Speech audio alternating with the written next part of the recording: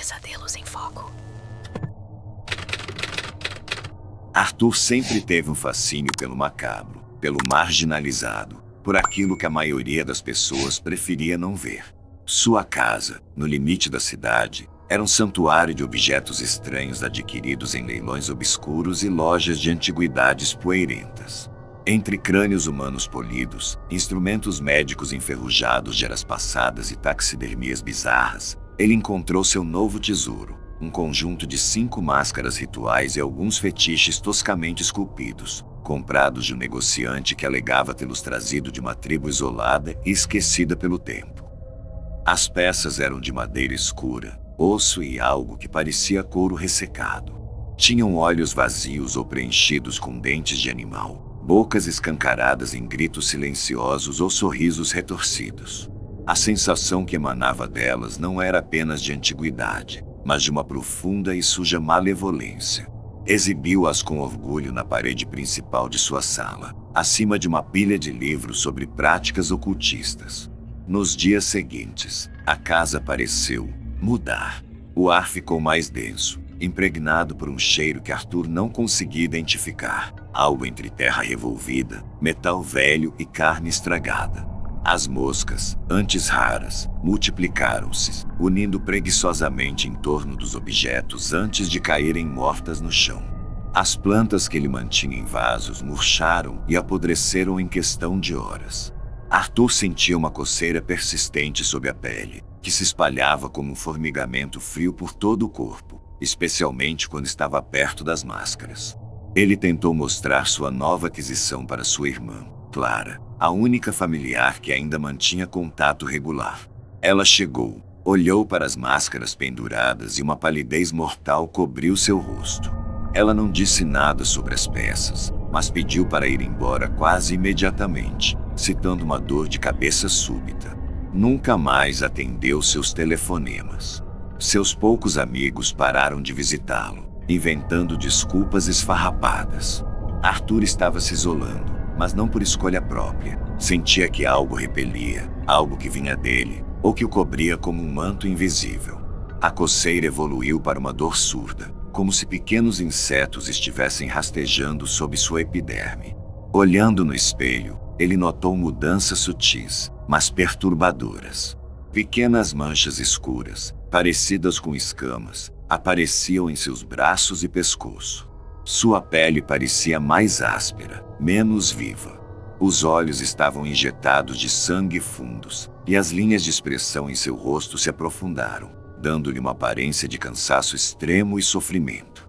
A atração pelas máscaras e fetiches tornou-se uma obsessão. Ele passava horas parado diante deles, traçando com os dedos os contornos macabros, sentindo a textura fria e irregular sob a pele sensível. Às vezes, jurava ouvir sussurros vindos das bocas esculpidas, sons ininteligíveis que ecoavam em sua mente e se misturavam aos seus próprios pensamentos, instilando ideias sombrias e distorcidas sobre si mesmo e o mundo. Começou a imitá-lo sem perceber. Seus ombros se encolhiam, sua boca se torcia em caretas que espelhavam as das máscaras. Uma noite, em um torpor febril, sentiu uma necessidade avassaladora de colocar uma das máscaras. Era maior, com buracos para os olhos que pareciam túneis escuros e uma boca aberta cheia de dentes desiguais.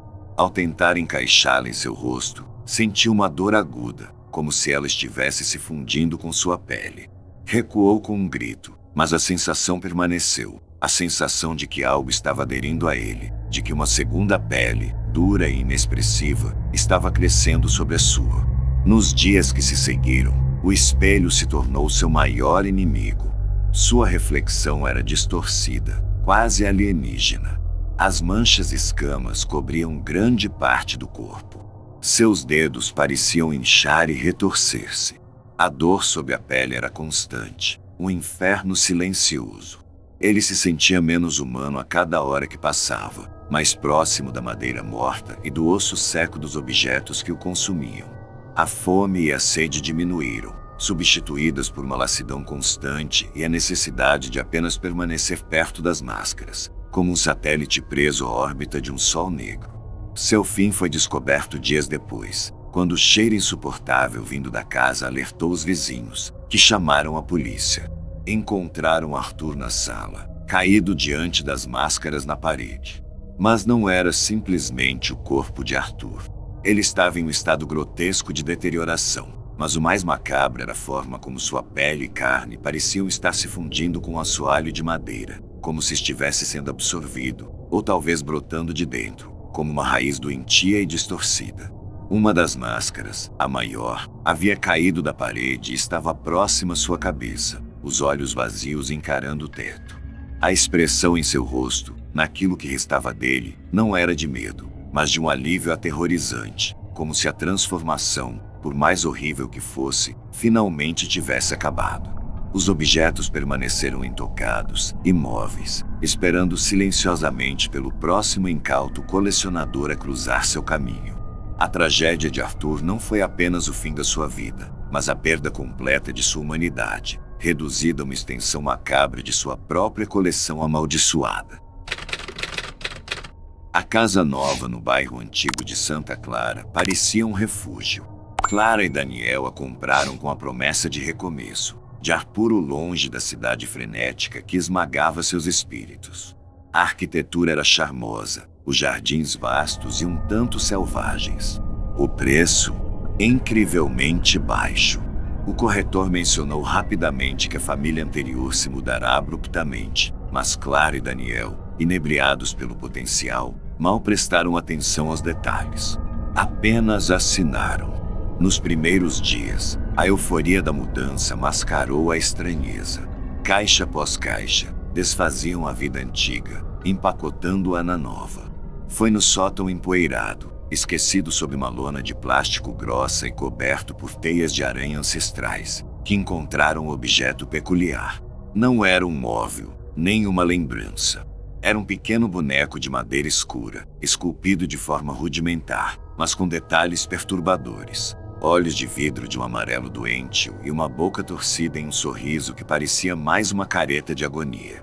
Em seu peito, gravado, um símbolo que não reconheceram, uma espiral dupla entrelaçada. Clara sentiu um arrepio instantâneo, um desagrado visceral, mas Daniel, sempre mais pragmático, o pegou com um leve sorriso. Deve ser alguma quinquilharia antiga. Talvez valha alguma coisa. Ele o limpou com um pano velho e o colocou sob a lareira da sala, entre dois porta-retratos com fotos felizes do casal. Um toque exótico na decoração, pensou ele. Clara discordou silenciosamente, sentindo o olhar amarelo do boneco fixo nela, mesmo de costas. A partir daquela noite, o sono de Clara tornou-se um campo de batalha. Pesadelos vívidos e fragmentados a assaltavam, sombras que se moviam nos cantos do quarto, sussurros inaudíveis que pareciam vir de dentro das paredes, a sensação de estar sendo observada constantemente. Acordava em pânico, o coração disparado, e sempre encontrava seus olhos pousando no boneco na lareira, que parecia mais escuro, mais opressivo sob a luz fraca do amanhecer. Daniel notou a mudança nela. Clara, que antes era alegre e cheia de vida, tornou-se reclusa, irritadiça. Pequenas discussões se transformaram em brigas feias e sem sentido. Daniel a via distante, perdida em seus próprios medos, mas atribuía tudo ao estresse da mudança e ao isolamento da casa. Não percebia o olhar dela fixo no boneco, a forma como ela se encolhia instintivamente quando passava perto da lareira. A influência do objeto não se limitava ao psicológico. Coisas começaram a dar errado. A máquina de lavar quebrou subitamente, inundando a área de serviço.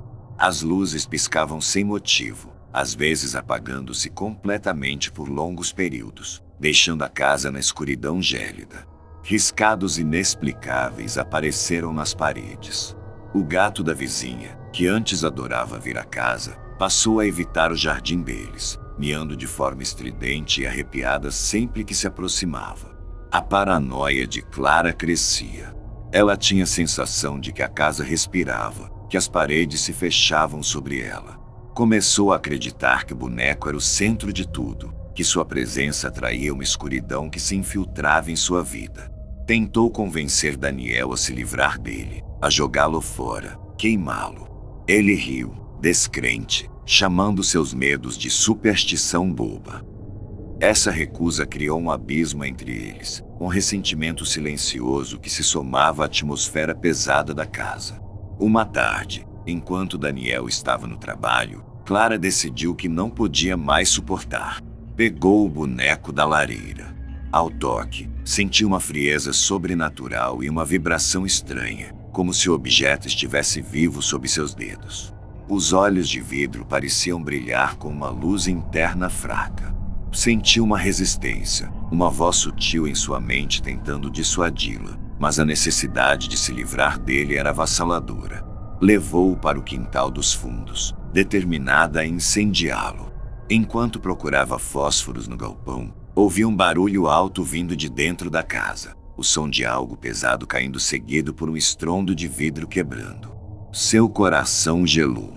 Largou os fósforos e correu de volta. A porta dos fundos estava aberta, batendo no batente com o vento que repentinamente aumentara.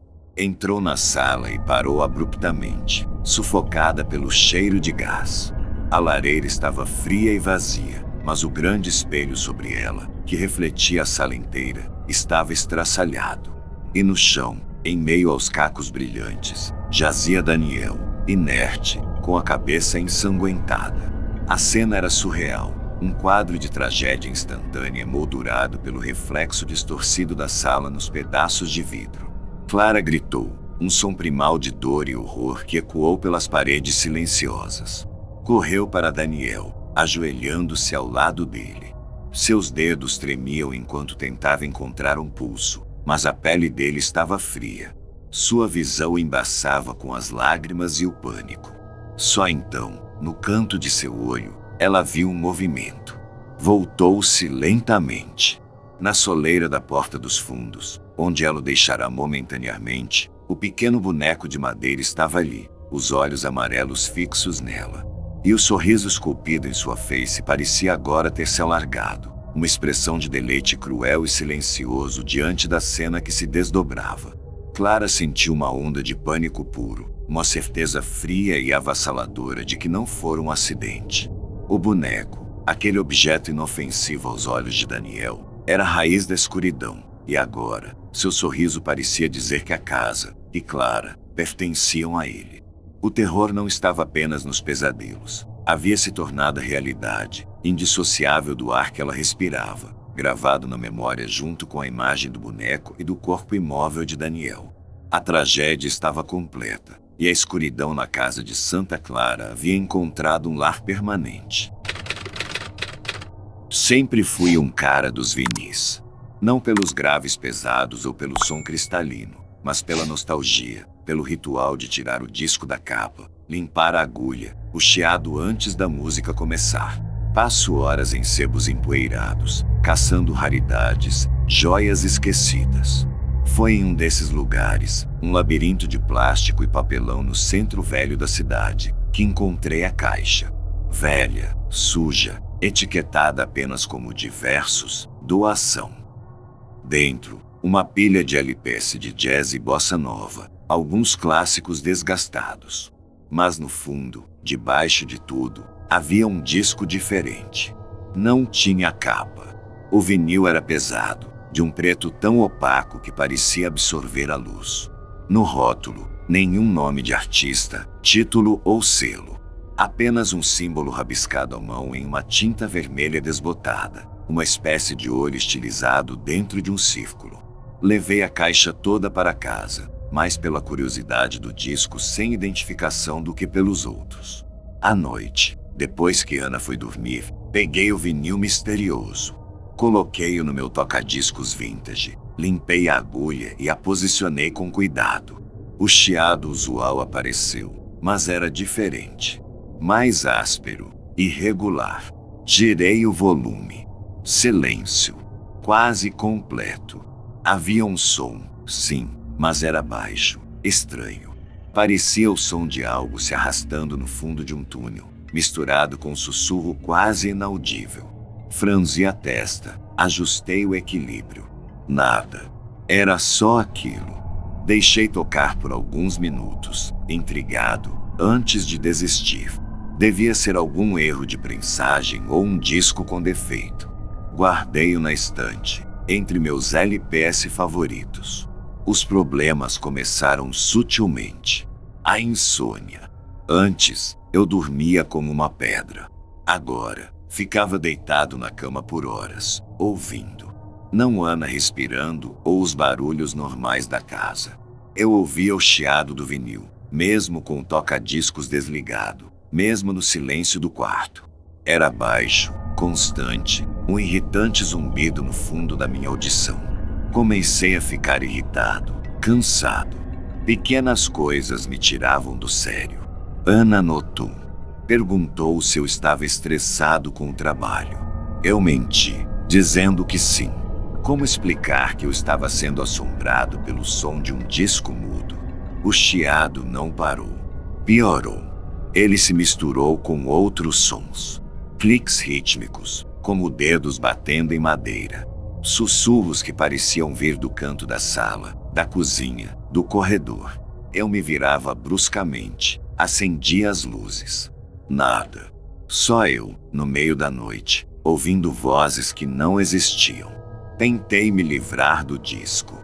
Peguei-o, a intenção de jogá-lo no lixo. Mas ao toque, senti uma frieza tão intensa que quase o deixei cair. E o chiado no meu ouvido triplicou de volume, misturado um grito agudo, inumano, que parecia rasgar minha mente. Larguei de volta na estante, ofegante. O grito parou, o chiado voltou ao normal. Entendi então. O disco não era apenas plástico e música.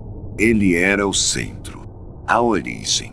Minha vida se tornou um inferno auditivo e psicológico. Eu estava sempre exausto, as olheiras profundas. Ana se preocupou de verdade. Tentou me levar a um médico, a um terapeuta. Eu me recusei.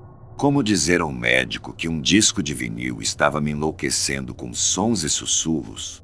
Nossas conversas viraram discussões. Ela achava que eu estava escondendo algo, que eu estava tendo um colapso nervoso e não queria admitir. Eu achava que ela não me ouvia, que não entendia o horror que eu estava vivendo. A distância entre nós cresceu, um abismo pavimentado com sons que só eu podia ouvir. Os sussurros começaram a fazer sentido. Palavras soltas, frases desconexas. Eles pareciam conhecer meus medos mais profundos, minhas inseguranças. Eles as ecoavam, as distorciam. Você é um fracasso. Ela te odeia. O mundo seria melhor sem você. E o símbolo no disco, o olho, parecia me observar de onde quer que eu estivesse na sala. Sentia o peso do seu olhar sobre mim, alimentando a paranoia. Eu comecei a achar que os sons não eram apenas sons, eram a voz de algo preso no vinil, querendo sair, querendo me usar. Uma noite, a cacofonia atingiu um pico insuportável. O chiado era ensurdecedor, os cliques frenéticos, os sussurros uma torrente de ódio e desespero. Eu estava sentado na sala escura, tremendo, as mãos cobrindo as orelhas, mas não adiantava. Eles estavam dentro da minha cabeça. A voz principal, grave e fria, sobrepujou as outras. Liberte-nos. Use a agulha. Quebre a barreira. Olhei para o toca-discos, para o prato vazio. Olhei para a estante, para o disco com o símbolo do olho. A loucura, ou talvez a influência da entidade, tomou conta. Eu não conseguia mais pensar direito, apenas sentir a dor lancinante dos sons e a urgência da voz. Levantei-me, tropeçando, e peguei o disco. Era mais pesado do que eu lembrava. A tinta vermelha do símbolo parecia mais viva na penumbra. Voltei para o toca-discos, mas não coloquei o disco no prato. Em vez disso, segurei-o firme com uma mão. Com a outra, levantei o braço do toca-discos, a agulha de diamante afiada brilhando sob a luz fraca da rua que entrava pela janela. A voz na minha cabeça gritou em triunfo. O chiado se intensificou, a sala parecia vibrar. A única maneira de acabar com o som, a única maneira de calar as vozes, me convenci naqueles segundos terríveis, era quebrar a fonte. Não o disco. A barreira que me ligava a ele. Com um grito que não sei se foi meu ou dos sussurros, baixei o braço do toca-discos. A agulha afiada encontrou minha pele. Não houve som depois disso. A dor foi intensa, sim, mas o silêncio que se seguiu foi absoluto. Uma paz horrível e definitiva. O disco caiu da minha mão no chão, intacto. Eu caí também. A última coisa que vi antes da escuridão me engolir foi o símbolo do olho no rótulo do vinil, que agora parecia brilhar com uma luz própria, observando. A tragédia não foi apenas morrer ali, sozinho, em um ato de desespero induzido. Foi saber, nos meus últimos instantes, que o disco permaneceria, silencioso para o mundo, pronto para encontrar outro par de ouvidos para atormentar, outra mente para quebrar. E eu, preso em algum lugar entre o chiado e os sussurros, seria apenas mais uma nota naquela sinfonia macabra e eterna.